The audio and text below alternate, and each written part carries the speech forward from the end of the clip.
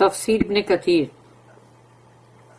سورہ نساء آیت نمبر 59 only one آیا.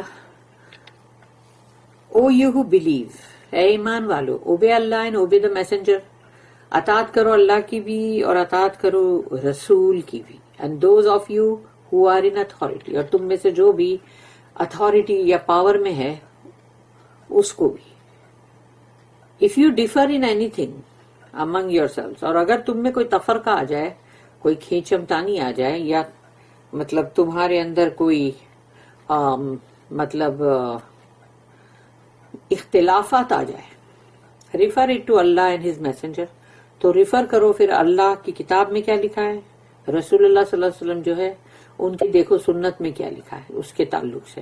If you believe in Allah and in the last day, اور اگر تم یقیناً اللہ پہ ایمان رکھتے ہو اور آخری دن پر, تو کیونکہ جس کا ایمان اللہ پہ نہیں ہے, آخری دن پہ نہیں ہے, وہ کیوں دیکھے گا اللہ کی کتاب میں کیا ہے, رسول اللہ صلی اللہ علیہ وسلم کی سنت میں کیا ہے. That is better and more suitable for final determination, اور یہی بہتر ہے, خیر ہے اس میں, اور کافی یعنی کہ آخری جو فیصلہ ہے, نتیجہ جو ہے اس کے لیے بہت بہتر ہے اگر ایسا کرو گے تو. The necessity of obeying the rulers in obedience to Allah, ضروری ہے کہ تم کو جو بھی رولرز ہیں یا جو بھی حکمران ہیں ان کی بھی تم کو فرما برداری کرنی ہے, لیکن ان کی فرما برداری بھی اگر اللہ کی اوبیڈینس میں ہے تو. اگر اللہ کے خلاف کوئی تم کو حکم کر رہا ہے تو پھر تم کیسے سنو گے؟ پھر تو ماں باپ ہو, بھائی بہن ہو, شوہر ہو, یا باپ ہو یا حکمران ہو, جو بھی اللہ کے اوبیڈینس کے خلاف جا رہا ہے, اس کا کہنا نہیں مانا جائے گا. اللہ سے یا ایھا الذین آمنوا اطیعوا اللہ واطیعوا الرسول واولی الامر منکم, obey Allah and obey the messenger and those of you who are in authority. اطاعت کرو اللہ کی, اطاعت کرو رسول کی, اور وہ جو تمہارے درمیان میں جن کے پاس اتھارٹی ہے, پاور ہے. البخاری ریکارڈڈ that ابن عباس رضی اللہ عنہما said, البخاری میں ہے یہ کہ ابن عباس جو ہے رضی اللہ عنہما, انہوں نے کہا دا آیا, یہ آیت جو ہے was revealed about Abdullah bin حذافہ bin Qais bin Adi who the messenger of Allah sent on a military expedition, کہ انہوں نے کہا یہ ان کی تعلق سے آئی ہے. عبداللہ بن حذافہ بن قیس بن عدی, رسول اللہ صلی اللہ علیہ وسلم نے ان کو ایک مہم پہ بھیجے, یعنی کہ military expedition. This statement was collected by the group with the exception of Ibn Majah.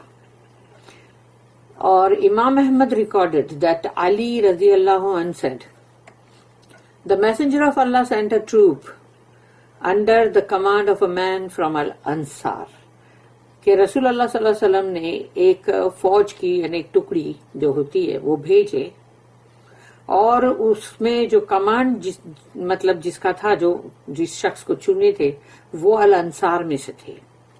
When they left, جب وہ چلے گئے, he became angry with them for some reason, تو وہ شخص جو تھا جس کو انہوں نے چنا تھا کمانڈر, وہ غصے میں آ گیا کسی وجہ سے, and said to them, ان سے کہا, has not the messenger of Allah commanded you to obey me, کہ رسول اللہ صلی اللہ علیہ وسلم نے تم کو حکم نہیں کیا میری فرما برداری کرنے کو؟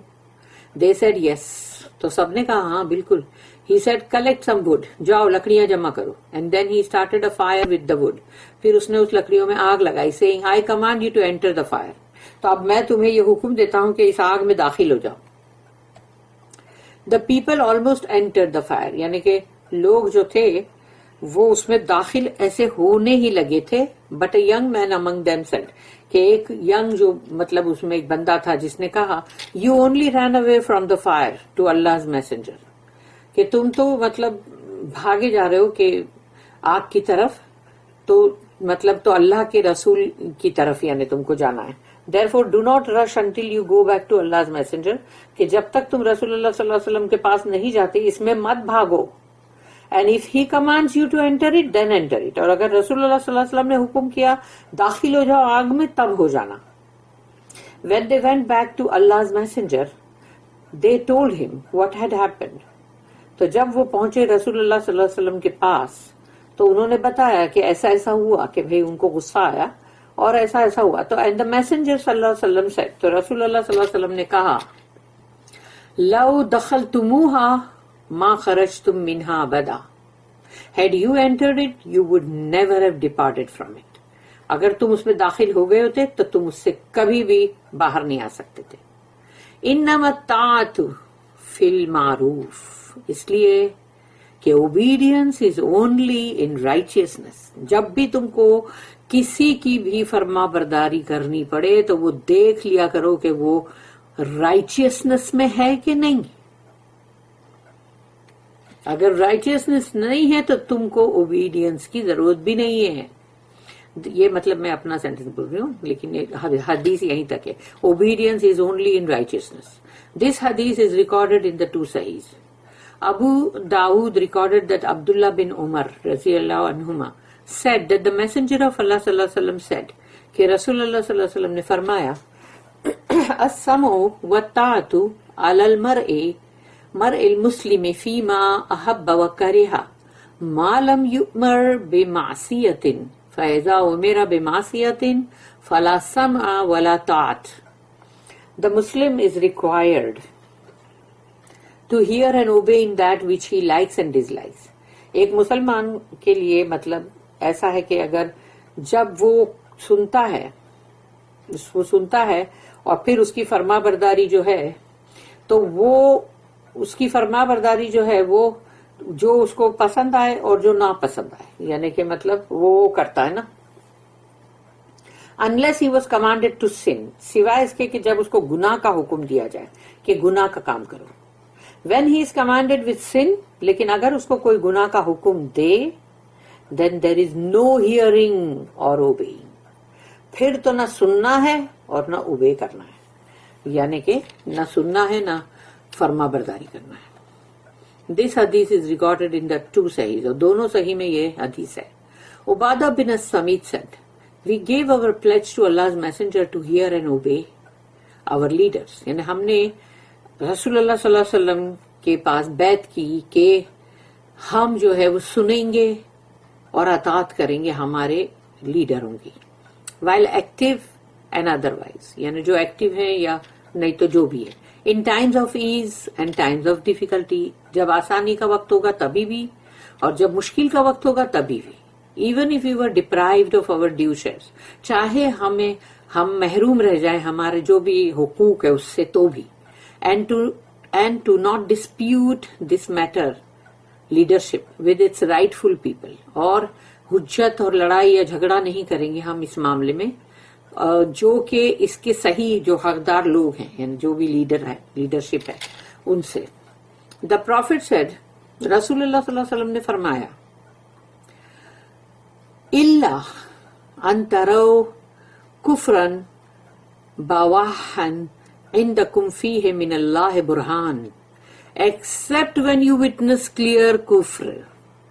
رسول اللہ صلی اللہ علیہ وسلم نے کہا کہ سوائے اس کے کہ اگر تم نے اس کی یعنی کفر کی کھلم کھلا دیکھ لی گواہی about which you have clear proof from اللہ، جس کیا کہ تمہارے پاس صحیح معنوں میں ثبوت ہے اللہ کے پاس سے، تب نہیں ماننا ہے کیونکہ وہ کفر ہے نا.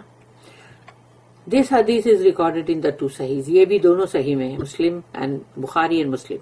Another hadith narrated by Anas radiyallahu anhu states that the messenger of Allah said کہ رسول اللہ صلی اللہ علیہ وسلم نے فرمایا اسمعوا وَأَطِيعُوا وَإِنْ أُمِّرَ عَلَيْكُمْ عَبْدُ حَبَشِيُّ كَأَنَّ رَأْسَهُ زَبِيبَةٌ. Hear and obey your leaders، سنو اور اطاعت کرو اپنے لیڈر کی. Even if an Ethiopian slave whose head is like a raisin is made your chief، اور اگر چاہے وہ حبشی کوئی غلام ہو جس کو کہ تمہارا سربراہ یا تمہارا مطلب سردار بنایا گیا لیڈر، اس کے سر کے بال جو ہے وہ جیسے ریزن کی طرح کشمش کی طرح ہے، تو بھی اگر اس کو تمہارا چیف بنایا گیا سردار بنایا گیا تو اس کی کہنا سنو بھی اور اطاعت بھی کرو. البخاری ریکارڈڈ دس حدیث، یہ بھی البخاری میں ہے. الحسین said that she heard the messenger of Allah giving a speech during the farewell Hajj، کہ انہوں نے سنا رسول اللہ صلی اللہ علیہ وسلم کو یہ مطلب اسپیچ دیتے ہوئے خطبہ، جو ان کا مطلب جو حجۃ الوداع اس میں، in which he said وَلَوِ اسْتُعْمِلَ عَلَيْكُمْ عَبْدُ يَقُودُكُمْ بِكِتَابِ اللَّهِ اسْمَعُوا لَهُ وَأَطِيعُوا even if a slave was appointed over you، اگر تمہارے اوپر کسی غلام کو کمانڈر یا سلیو یا لیڈر بنایا گیا and he rules you، اور وہ تمہارے اوپر حکمران ہے with Allah's book، لیکن وہ اللہ کی بک کس حساب سے چل رہا ہے، یعنی اللہ کے کلام سے، قرآن، then listen to him and obey him، اس کی بات کو سنو بھی اور اس کی فرما برداری بھی کرو.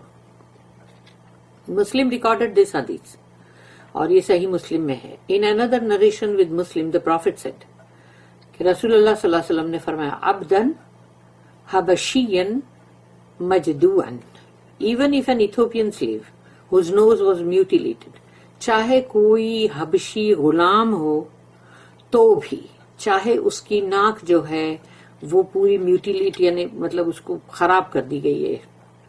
In the two Sahihs, it is recorded that Abu Huraira radiyallahu anhu said that the messenger of Allah sallallahu alaihi wasallam said کہ رسول اللہ صلی اللہ علیہ وسلم نے فرمایا من اطاعنی فقد اطاع اللہ ومن عصانی فقد عصا اللہ ومن اطاع امیری فقد اطاعنی ومن عصا امیری فقد عصانی. Whoever obeys me obeys Allah، جس نے بھی میری فرما برداری کی اس نے اللہ کی فرما برداری کی. اینڈ whoever disobeys me، اور جس نے میری نافرمانی کی disobeys اللہ، اس نے اللہ کی نافرمانی کی. whoever obeys my commander، اور جو بھی میرے مطلب سردار کی فرما برداری کی، لیڈر کی، کمانڈر کی، تو obeys me، وہ میری فرما برداری کر رہا ہے. And whoever disobeys my commander disobeys me، اور جس نے میرے کمانڈر کی نافرمانی کی اس نے میری نافرمانی کی. دس از وائی اللہ سیڈ، اسی لیے اللہ نے کہا اطیع اللہ، اوبے اللہ، یعنی adhere to his book، اللہ کی کتاب، اللہ کے کلام کو پکڑ کے رکھو، تھامے رکھو، اللہ کی فرما برداری کرو، اس میں سے پڑھ کے دیکھو. پھر وَأَطِيعُوا الرَّسُولَ and obey the messenger، adhere to his sunnah، اور اللہ رسول اللہ صلی اللہ علیہ وسلم کی فرما برداری کرو، ان کی سنت جو ہے اس کو تھامے رکھو، پکڑ کے رکھو.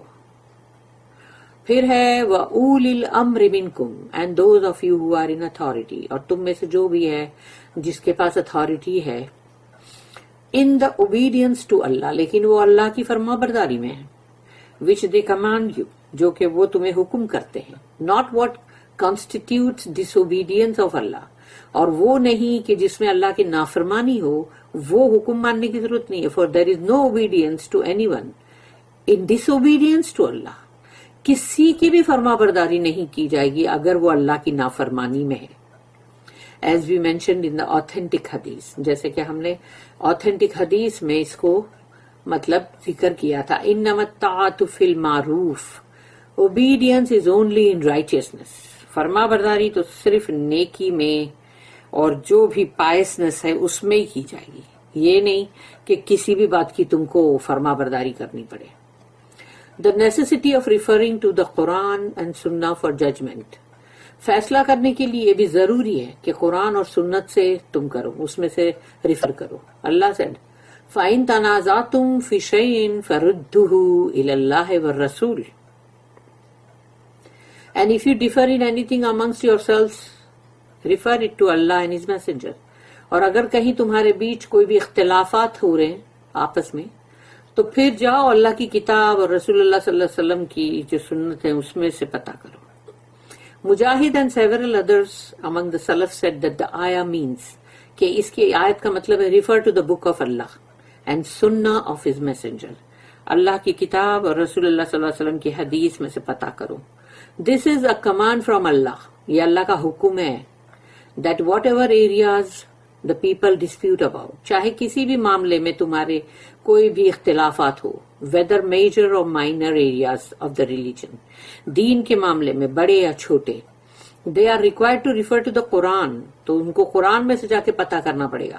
And Sunnah for judgment, اگر فیصلہ کرنا ہے اللہ کے اور رسول صلی اللہ علیہ وسلم کی سنت میں سے اگر تم کو فیصلہ کرنا ہے concerning these disputes, ان جھگڑے اور حجتوں کو یا اختلافات کو اگر تم کو ان کا فیصلہ کرنا ہے تو تمہیں انہی میں سے دیکھنا پڑے گا. ان another آیا ایک اور آیت ہے, آیت نمبر 42 سورہ الشورى آیت نمبر 10. اللہ said وَمَا اخْتَلَفْتُمْ فِيهِ مِنْ شَيْءٍ فَحُكْمُهُ إِلَى اللَّهِ, and in whatsoever you differ, چاہے تم کسی بھی معاملے میں ایک دوسرے کے خلاف جاؤ, the decision thereof is with Allah, اس کا فیصلہ تو اللہ ہی کے پاس ہے. Therefore whatever the book and sunnah decide and testify to the truth of, then it is the plain truth. تو پھر اللہ کی کتاب اور سنت میں جو بھی فیصلہ ہے, جو بھی جس کی گواہی دی گئی, جو حق ہے وہی ہے سچا, یعنی کہ مطلب پلین سادہ حق. What is beyond truth save falsehood, اور جو بھی اس سچائی کے مطلب بہت ہی آگے بیونڈ ہے تو وہ تو پھر جھوٹ ہے. دس is why Allah said in کنتم تؤمنون باللہ والیوم الآخر, if you believe in Allah in the last day, اگر تم ایمان رکھتے ہو اللہ پر اور آخری دن پر, meaning refer the disputes and conflicts that arise between you to the book of Allah and the sunnah of his messenger for judgment.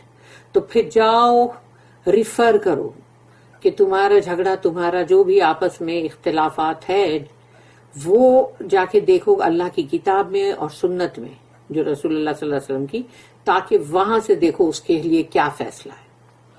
Allah statement in کنتم تؤمنون باللہ volume الآخر, اگر تم ایمان رکھتے ہو اللہ پر اور آخری دن پر, تو indicates that those who do not refer to the book and sunnah for judgment in their disputes are not believers in Allah or the last day.